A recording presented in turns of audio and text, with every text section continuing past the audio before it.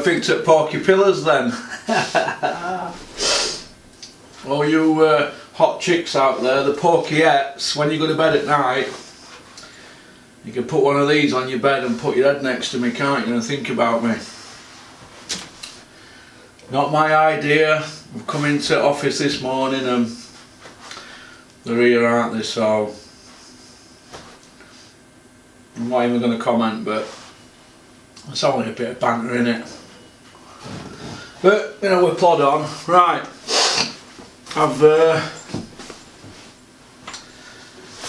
going to have a chat with Glyn Rhodes, good personal friend of mine, about his career. See if I can get right glasses on here, driving ones, computer ones. I'm going to have a chat with Glyn about his career and what he's got going on at the moment in his life. Now, alright, so we'll give Glyn a ring. Thank you Sarah and Matt for giving me the advice on the Bluetooth. We've got Glyn's box rec on here, so let's have a chat with Glyn Rhodes. Have a look. G, innit, Glyn. Glyn Rhodes, MBE.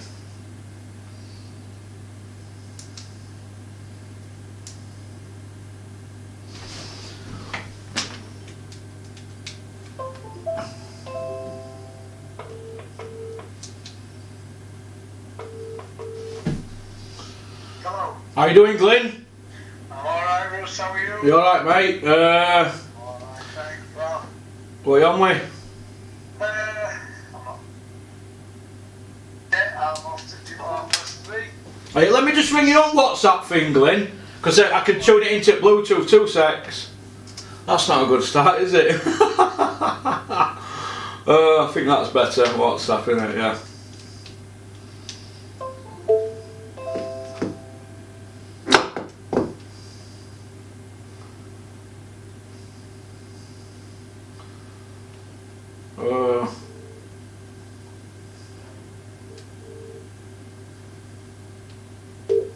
That's better.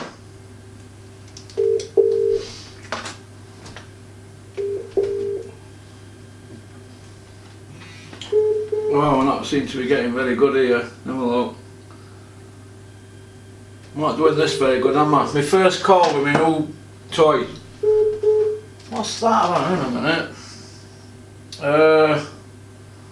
That can't be right, that. Don't seem to be doing it. Call declined. Let's have a look.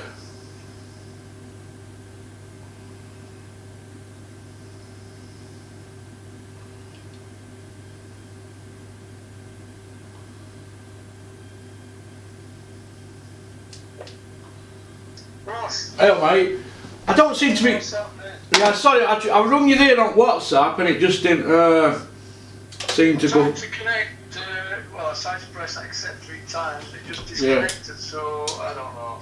Alright then, well listen. Oh, here we are.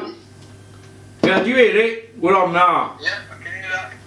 Right, Bluetooth connected. Bluetooth connected, we've sussed it, Glyn. Yeah, it sounds a bit like water back in Celia.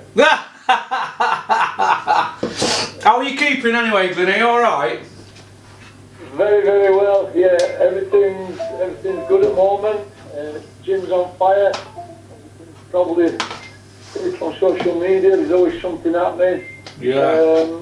I'm just having an hour or so now before I go to the gym. 3:30. I've been doing for the last 25 years. We've got a big party planned in August. Hope you can come to that. Yeah. At the Royal Victoria Hotel. Is that for your gym? And it's because the gym's been open 25 years, we're having a big party. Yeah. So it'll be everybody there, people who, not just people who come through the gym, but you know, anybody who wants to come along. It's a black tie event. And, A black tie event? Black tie event. There's going to be a lot of people there who's come through the gym over the last 25 years. So it's just going to be a get together. So I'm looking forward to that. It was great. So you're welcome to come to that if you want. Thank you very much, mate.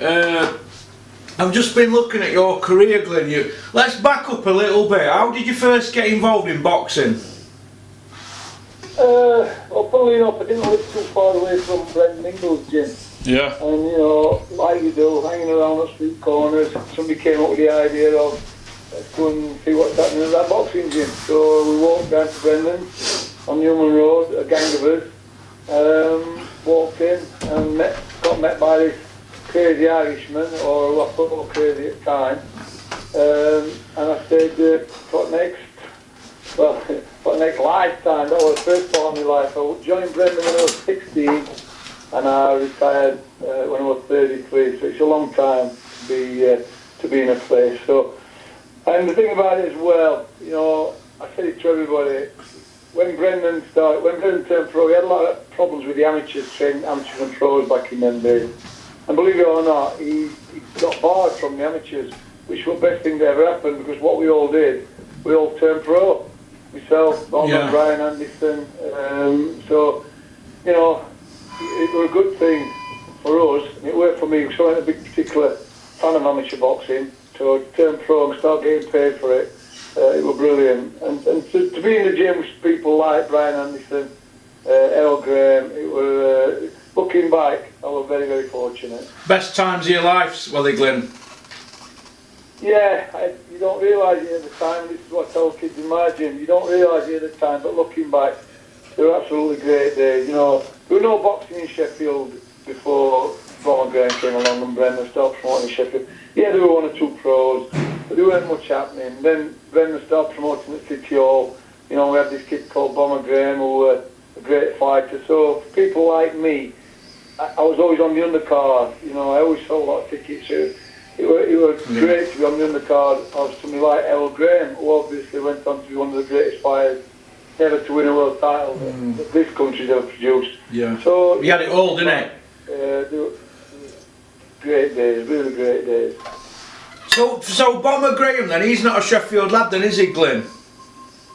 No, I remember he's from Nottingham. Yeah, I remember seeing Errol once box at the Aquarius nightclub in Chesterfield before I actually knew him. I remember Aquarius, yeah, an old nightclub in Chesterfield, and I remember he had a blue pair of velvet shorts on and a white vest, and he had like an England badge, you know, sewn onto the middle of his white vest. And I remember he was brilliant. Nicola Keb's sister. And I remember thinking to myself, this is good.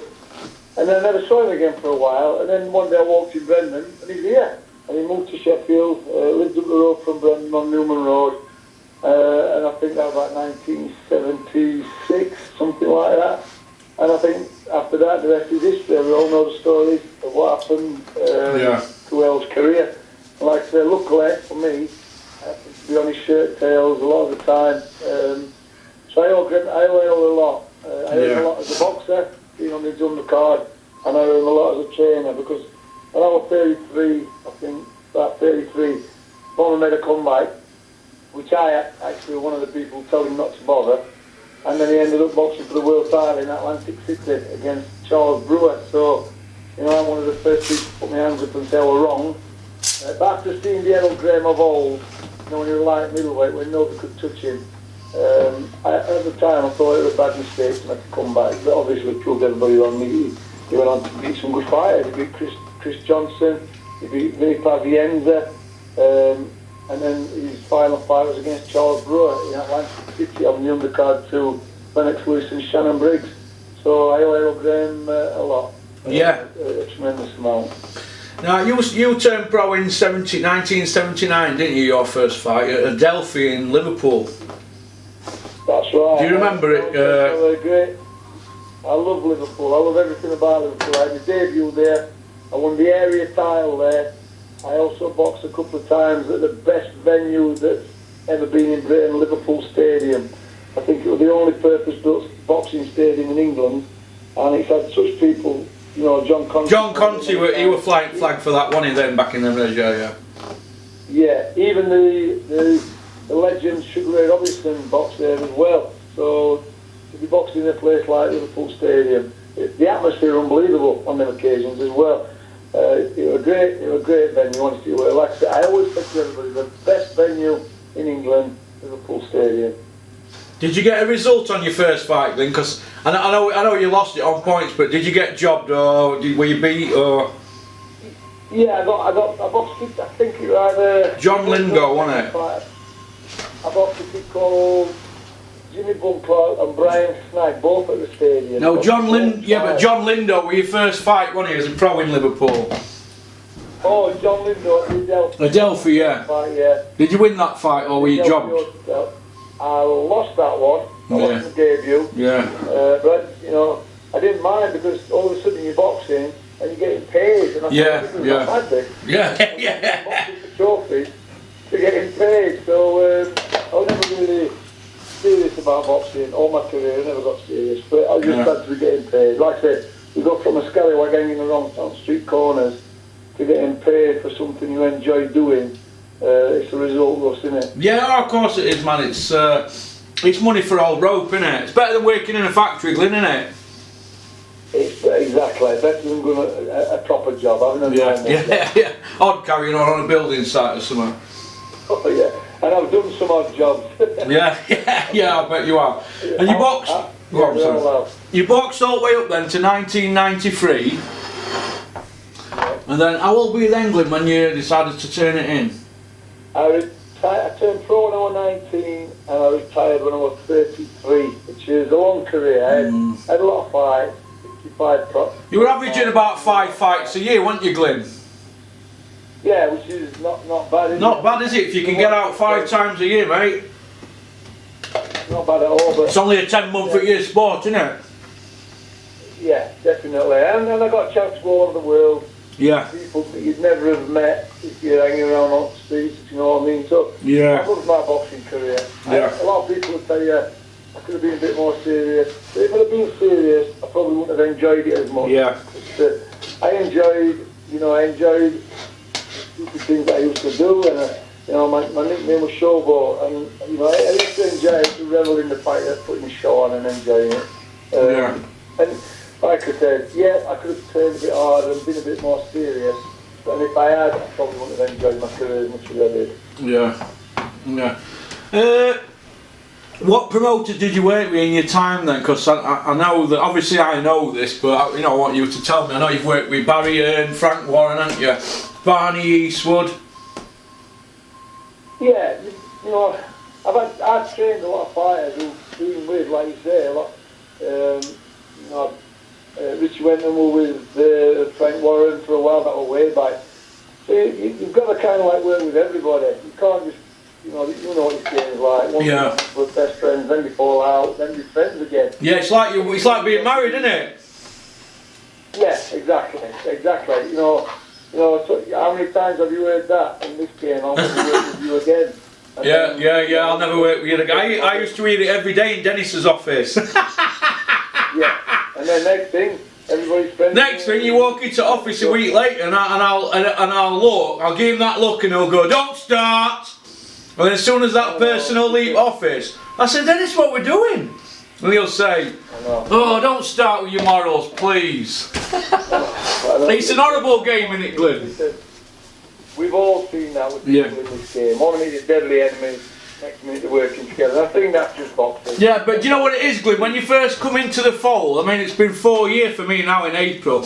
I've had a problem with it for a few years, how people are, and it takes some getting used to it first, doesn't it? It does. There's no game like boxing. No game like boxing. Yeah, I see what you mean, But you just have to plod on, and after a while, I think you grow a thick skin and you just get on with it, don't you? Yeah, that's all you can do. Like I said, 1 minute people are deadly enemies, next minute they're working together. So you just got to try and, You have to do best for your fighters, don't you, Glyn? Yeah, and that's one of the things that I always do. I don't like fall out with people, but I've got a reputation of I'm a fighter first and foremost. Yeah. Then a manager, then a promoter. Trainer. But first and foremost for me, I'm still a fighter, and I think like a fighter. Yeah. And I protect fighters. When I started on the game when I retired from boxing in 1993. I went on you have to go on a training course, which you still do, to train kids to box.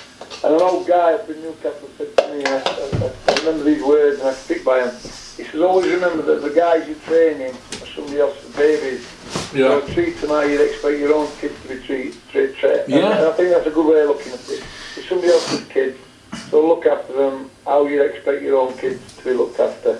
Yeah, I agree with that, because my lad, it's my lad to take up boxing. He will never do that, but he's 6 years old. But if he did, I'd want him to learn his craft and not get hit. Do you know what I mean? I know your style, because you had that Ingle style, didn't you? You're all showboated and not many got hit, did you?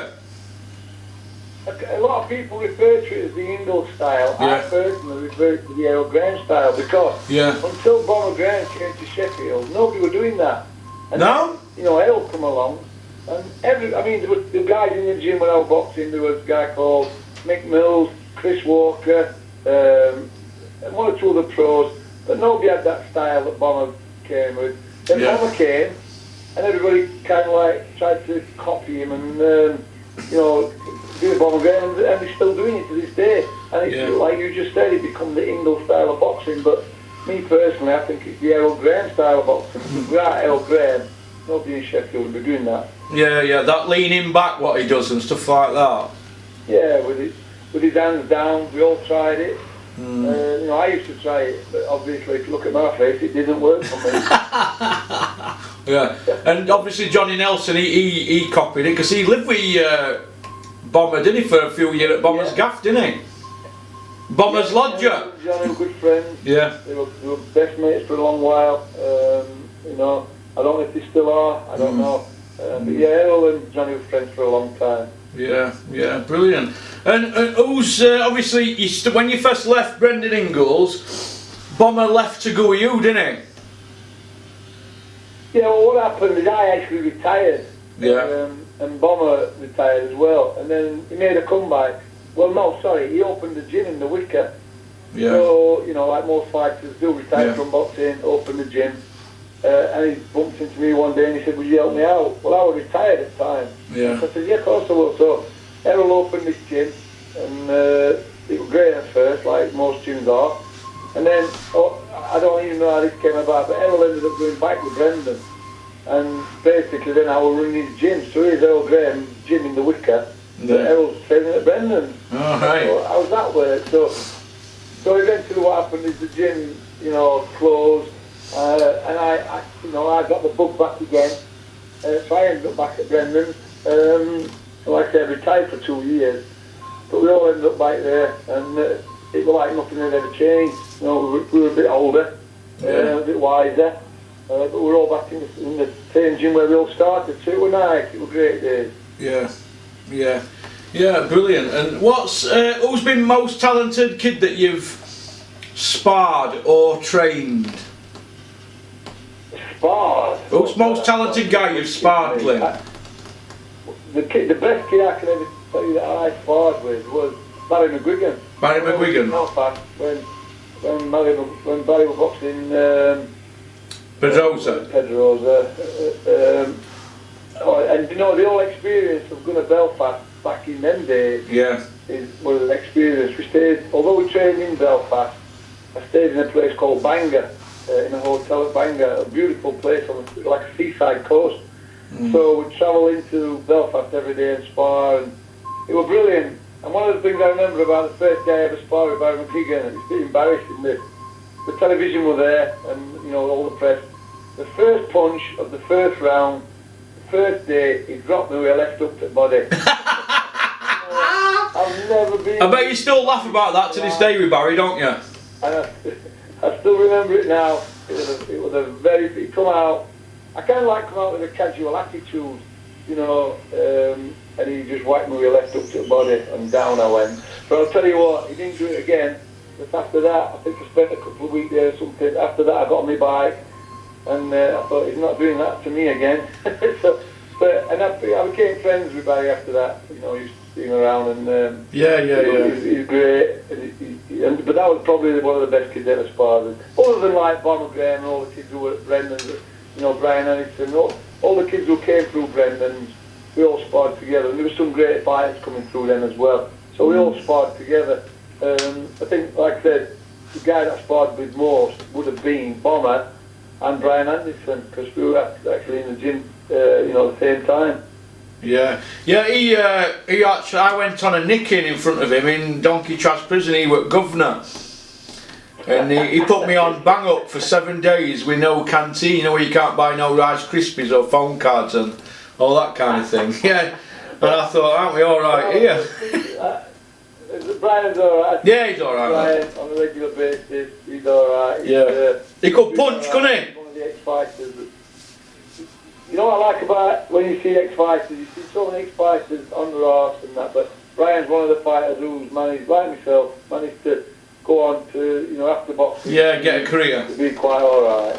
Yeah, rather than, how many ex-fighters you see end up, loads. On the arse, it's sad.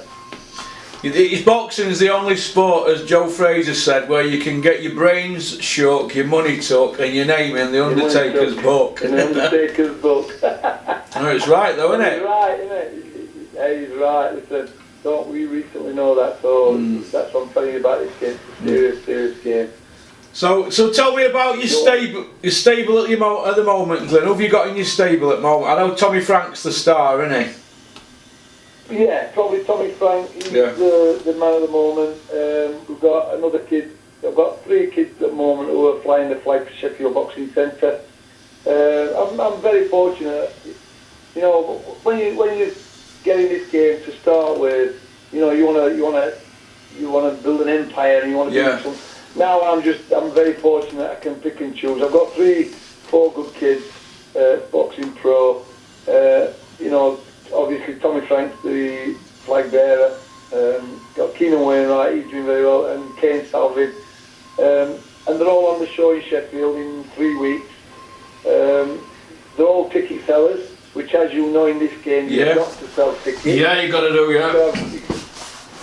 don't know when this started. When I was boxing, Brendan used to say to me, "I've got you a fight.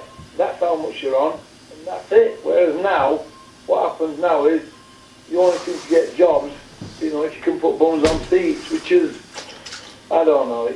The game's changed a lot since I was boxing, and it's hard work. Like I say, if you're not the kind of kid who can sell tickets, it's hard work. You have to go on the road, don't you? Yeah, and then you're not going to get decisions when it goes to points. It's a lottery, isn't it? Exactly. Yeah, it's a hard game. It's a hard game. And when it's a hard game, even when you are a ticket seller, you still have to go out there and promote yourself. Like my kids, Tommy and Keenan and Kane, they still got to get out of there banging the tickets out. Even though they're boxing in Sheffield, they've still got to put bums on seats. Because like I said, if you can't put bums on seats, what's the point? Yeah. And when's Tommy out again? 3 weeks, 22nd of February. There's a few names being floated around at the moment, but there's nothing being nailed on just yet. Spoke to Dennis. Dennis has got a few irons in the fire. So hopefully within the next couple of days we should have an opponent. 22nd of February. All my kids, all I tell them, one of the things that let me down all my career is I was never fit, I was never disciplined, and I was never fit. So one of the things that I always make sure my kids are, they're always fit, otherwise they're not boxing. If they don't train, they can't box, because it's a dangerous game, as we've recently found out. So you've got to be fit, and that's it. Yeah. So that's Tommy Frank against TBA at the moment, 22nd of Feb, Ponsford, on Free Sports TV. He's topping the bill. Is he on Free Sports? Topping the bill in his hometown again. So once we get an opponent, but how good is that? So the young kid, he's only had 9 fights, and he's actually topping the bill in his hometown again. Yeah. So take me out to Tommy for that. Yeah. Because he's putting the show on. Yeah, that's good, and obviously he's a very, very dedicated kid, isn't he, Tommy? Yeah, trains hard, nice kid. He can have a fight. He's not a lot of kids in his weight, so that might work good or it might work bad for him. But like I say, 8 stone 3, the kid can fight. He's a stylish, lovely boxer. He's not got his man's strength yet. He's got a long way to go. He's only a young kid.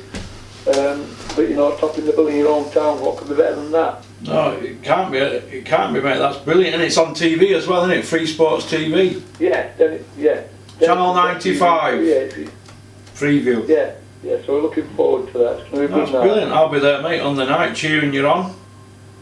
Good. He looks the part, doesn't he, Tommy, as well? He's got the smile and the haircut and all that, hasn't he? Yeah, he's like one of these kids out of a boy band. Boy band, isn't he? Yeah. He don't look like, he don't look like a fighter, which is good. You don't look like a fighter. Listen, you don't want to look like me with a fat nose, do you? No. Oh, Charlie McGuigan. Yeah, Charlie McGuigan. Look at. Well, I can't complain about noses. Have you seen my nose? All right. But after 30 odd amateur fights and 65 pro fights, yeah, I think you're gonna look like a boxer, aren't you? yeah. Do you know what, Glyn? I take it you didn't move your head much. No, listen, I used to know. Funnily enough, you know, I didn't like getting it. I know nobody likes getting it. Yeah. I think one of the reasons I had a long career is because I tried to be Bonald Graham. I tried to be elusive. I tried not to get it. And this is what I said to my kids: if you want a long career, you can't get it. You can't have wars. It takes too much out of you. Not immediately, but you're not. If you start having wars in the gym and wars in a fight, you're not going to have a long career. Yeah. So, you know, I try and get all my kids to, you know, don't get comfortable getting it. It's not clever. Yeah, fans love it, you know, crash bang wallop. But, you know, if you want a long career, the idea is to not get it. That's brilliant. That's brilliant. Well, listen, it's been great talking to you, Glyn. Anytime, pal. Anytime. Nice to speak to you. And I'll come up and see you before Dennis's show. And we'll have a cuppa, eh? You know Arjun. I know, I've been plenty of times, yeah. I'll come and see you before the show, and we'll have a cup of tea and that. You made me 2 cups last time. Hey, one of the best. Going to that gym every night for me, it's like sanctuary. Yeah. It's something you enjoy. Everybody enjoys coming. Again, it's hard enough just going to the gym. So if you go into the gym and not enjoying it, it makes it even harder. Yeah. So try and have a laugh, Yeah. get the work done, work hard, and it makes it great to be in the gym. Brilliant, mate. Alright then, well listen, all the best to you, Glyn. All the best to you and your family, and I'll see you soon. Thanks, pal. Take care, mate. Yeah. Bye bye. Cheers, Ross. Ta-ra, pal. Bye.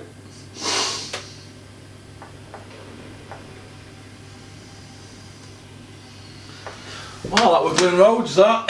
Lovely man, Sheffield born and bred, fighting man, trainer, promoter, manager, looks after his kids. I like him, I've always been a Glyn Rhodes fan. You don't get MBEs for nothing, do you? So he's given a lot to the community. 25 years at that gym. And he turned pro 40 years ago this year. So he's put a lot into boxing, hasn't he, Glyn? And he does a lot of charity work, so good bloke. One of boxing's good guys. So anyway, peace out. Keep on trucking. Keep following Porky's Corner, the voice of hardcore boxing. Alright? Say bye bye, piggy. What is it? Oink oink.